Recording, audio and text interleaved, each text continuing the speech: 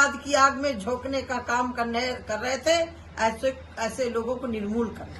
आपके मंत्रालय से जुड़ा हुआ एक सवाल है मैम। आज भारत के पूर्व राष्ट्रपति ने एक देश एक चुनाव पर जो है सो अपनी रिपोर्ट सौंप दी है।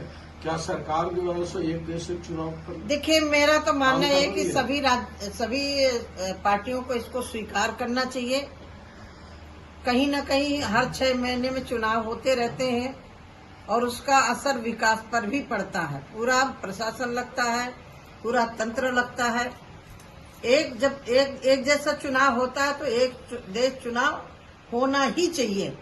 जैसे माननीय प्रधानमंत्री जी ने, मेरा विभाग है गरीबों के लिए, कोविड के समय यदि वो पूरे देश में राशन योजना लागू होती कि कहीं भी उठा सकता है तो पलायन करके नहीं आता।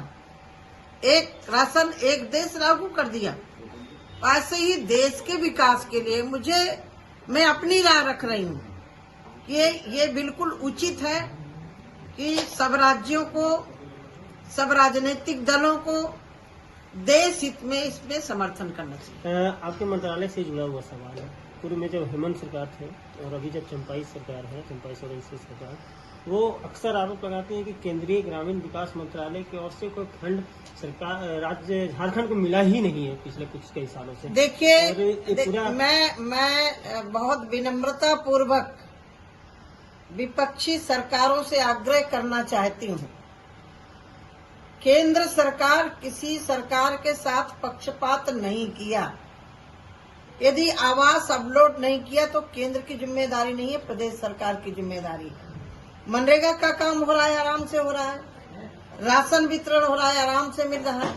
किसानों का जो डेटा अपलोड करना चाहिए प्रदेश सरकार को करना होता है। पश्चिम बंगाल में अभी आपने देखा कि 25 लाख लोग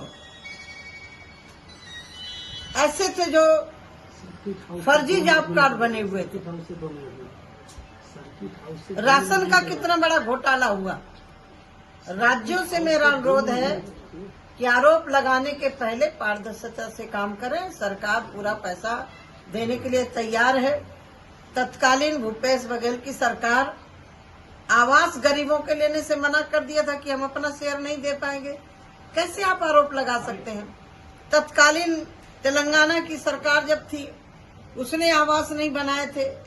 कैसे आप कह सकते हैं कि केंद्र सरकार पक्षपात कर रही है? अच्छा, आप गरीबों बीजेपी चुनाव विकास के मुद्दे पे लड़ेगी या धर्म के मुद्दे पे? देखिए, धर्म हमारी आस्था है और जो हमारी भारतीय जनता पार्टी ने आस्था के केंद्र बिंदुओं का उद्धार किया है और जिस देश में रह रहे हैं उनका उद्धार होना ही चाहिए था। जनता ठाठ में रहे और भगवान राम टाट में रहे, ये तो संभव नहीं हो सकता। आज आप जिस लोकसभा क्षेत्र में आई हैं, हाँ, बस अध्यक्ष